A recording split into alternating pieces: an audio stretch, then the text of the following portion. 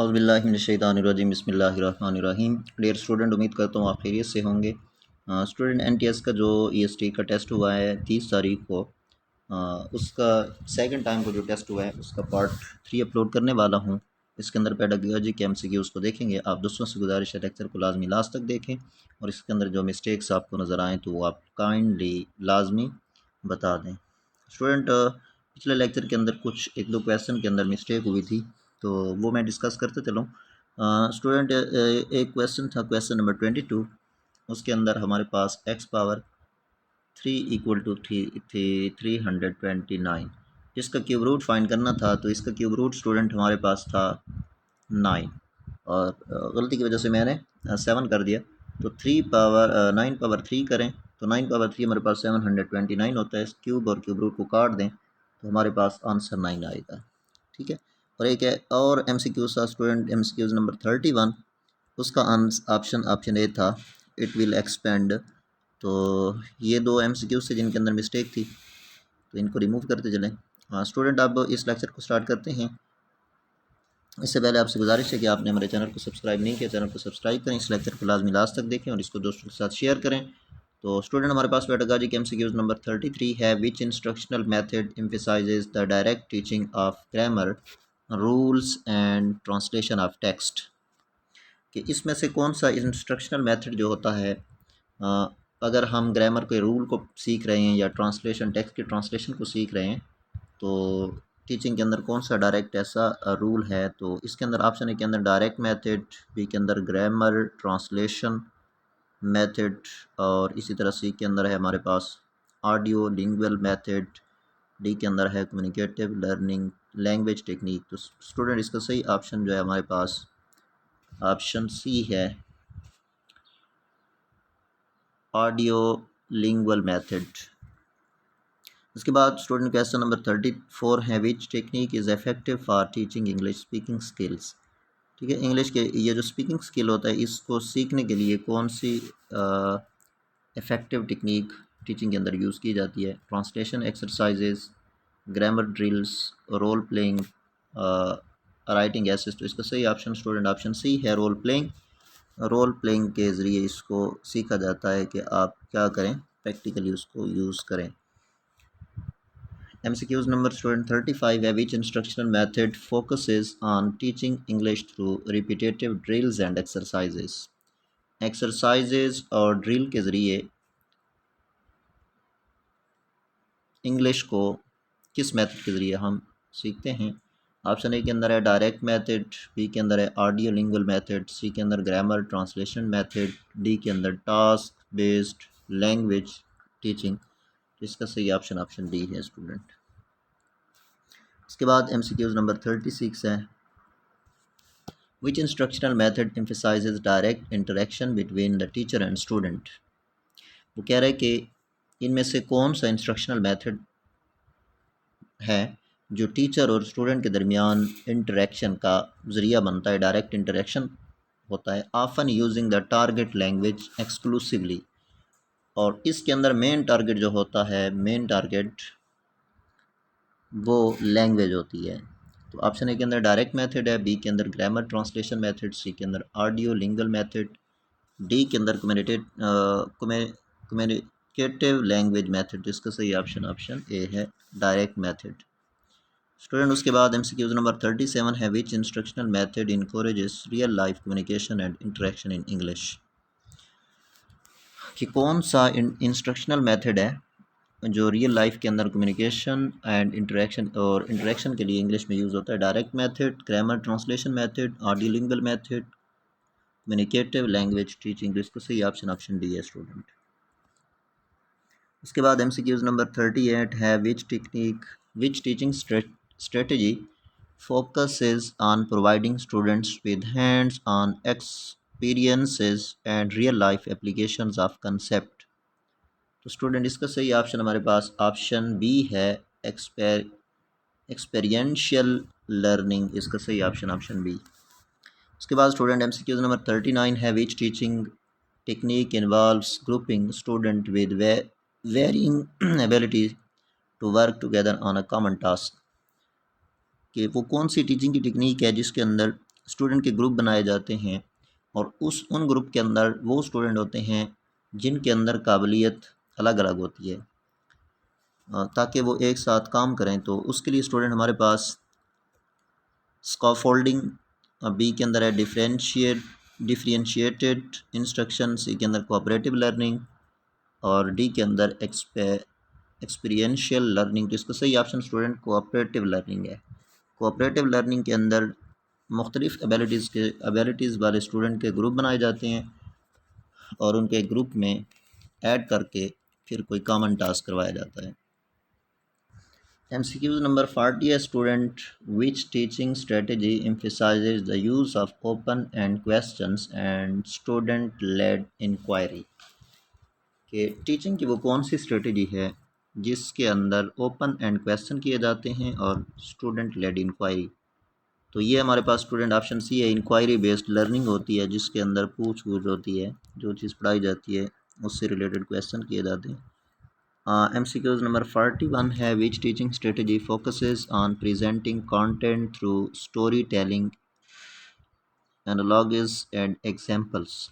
कि टीचिंग की वो कौन सी स्ट्रेटजी है जिसके अंदर कोई स्टोरी बताई जाती है, एग्जांपल बताई जाती है, एनालॉगस के मुताबिक कोई चीज़ बताई जाती है। तो स्टूडेंट ये हमारे पास एक्सपीरियंशियल लर्निंग जो होती है ये होती है। इसका ऑप्शन नंबर हमारे पास ए सही है। उसके बाद स्टूडेंट क्वेश्चन नंबर हमारे पास है 42, which teaching skill involves the ability to access student understanding and adjust instruction accordingly. तो इसका सही ऑप्शन जो है स्टूडेंट हमारे पास, which teaching skill involve the ability to assess student. कौन सी टीचिंग की स्ट्रेटजी होती है जिसके अंदर स्टूडेंट की असेस एबिलिटीज़ जो होती हैं, काबिलियत शामिल होती है, understanding and adjust instructions accordingly. तो ये हमारे पास फॉर्मेटिव असेसमेंट होता है स्टूडेंट। इसका सही ऑप्शन सी है। उसके बाद स्टूडेंट क्वेश्चन नंबर 43 है, which of the following is an example of an authentic assessment task. Authentic assessment task multiple choice, essay exam, science experiment, vocabulary quiz. तो इसका स्टूडेंट सही option multiple choice question, multiple choice test जो है ये example है authentic assessment task की। इसके बाद MCQs नंबर 44 है, which of the following is an example of formative assessment. Formative assessment की एग्जांपल क्या है? फाइनल एग्ज़ाम लेना, ये फॉर्मेटिव असेसमेंट है, या मिड टर्म टेस्ट है, इसी तरह वीकली क्यूजेज़ हैं और कैपस्टोन प्रोजेक्ट है। तो इसका सही ऑप्शन स्टूडेंट हमारे पास वीकली क्यूजेज़ जो हैं ये हमारे पास फॉर्मेटिव असेसमेंट है। स्टूडेंट ये दो टाइप की होती है हमारे पास, एक फॉर्मेटिव होती है और दूसरा हमारे पास इनफॉर्मेटिव होती है। फॉर्मेटिव के अंदर हम सिलेबस को फॉलो करते हैं। इसके बाद स्टूडेंट MCQs नंबर 45 है, which of the following is an example of a high quality assessment item. High quality assessment item क्या है स्टूडेंट हमारे पास? ऑप्शन डी इसका करेक्ट है, list the major events of world war 2 in chronological order. तो ये student हमारे पास हाई क्वालिटी असेसमेंट आइटम है। उसके बाद MCQs नंबर 46 को देखें, which of the following is an example of a performance based assessment. Performance based assessment हमारे पास, परफॉर्मेंस बेस्ड असेसमेंट की एग्जांपल क्या है? तो मल्टीपल चॉइस जो है ये परफॉर्मेंस बेस्ड असेसमेंट है। उसके बाद स्टूडेंट MCQs नंबर 47 है, which is the primary purpose of classroom assessment. Classroom assessment का क्या मकसद होता है? To assign grades, to evaluate teaching effectiveness, to improve student learning, to compare student performance. तो सही ऑप्शन इसका ऑप्शन सी है, to improve student learning. Classroom की जो असेसमेंट होती है उसका मकसद ये होता है, बुनियादी मकसद ये होता है कि स्टूडेंट का जो लर्निंग प्रोसेस है उसको इम्प्रूव किया जाए, उसको बेहतर बनाया जाए। MCQs नंबर 48 है, what is the benefit of using video conferencing tools in education. Education के अंदर वीडियो कॉन्फ्रेंसिंग टूल को इस्तेमाल करने का क्या फ़ायदा है? ऑप्शन ए के अंदर है फैसिलिटेटिंग रिमोट लर्निंग, दूर के जो स्टूडेंट होते हैं उनको सहूलियात मुहैया करना। ऑप्शन बी के अंदर है increasing access to expert guest speakers, और एक्सपर्ट जो गेस्ट होते हैं, बोलने वाले स्पीकर जो टीचर, उन तक रसाई को बेहतर बनाना। सी है इन्हांसिंग कोलैबोरेशन अमंग स्टूडेंट्स, और ऑप्शन डी है ऑल ऑफ द अबव। तो स्टूडेंट इसका सही option option all of the above है। इसके बाद स्टूडेंट क्वेश्चन नंबर 49 है, what is the primary purpose of lesson planning. Lesson planning क्यों बनाया जाता है, इसका मकसद क्या होता है। स्टूडेंट इसका ऑप्शन बी करेक्ट है, to ensure that all required topics are covered within a specified time frame. Lesson planning का जो मेन मकसद होता है स्टूडेंट, वो ये होता है कि जितने भी टॉपिक्स हैं, रिक्वायर्ड टॉपिक, जितने भी टॉपिक्स थे वो with in time, specific time cover करा दिए गए हैं, पढ़ा दिए गए हैं, तो इसलिए लेसन प्लानिंग की जाती है। उसके बाद स्टूडेंट हमारे पास MCQs नंबर 50 हैं। इसके अंदर कह रहा है कि विच ICT tool is commonly used for delivering presentation and lectures in the classroom. ICT का कौन सा टूल है जिसको आमतौर पर प्रेजेंटेशन और क्लास के अंदर लेक्चर देने के लिए यूज़ किया जाता है। ऑप्शन ए के अंदर है इंटरेक्टिव वाइट बोर्ड, बी के अंदर है लर्निंग मैनेजमेंट सिस्टम, और सी के अंदर है पॉडकास्ट, डी के अंदर है ऑगमेंटेड रियलिटी। तो स्टूडेंट इसका सही ऑप्शन ऑप्शन ए है हमारे पास, इंटरेक्टिव वाइट बोर्ड।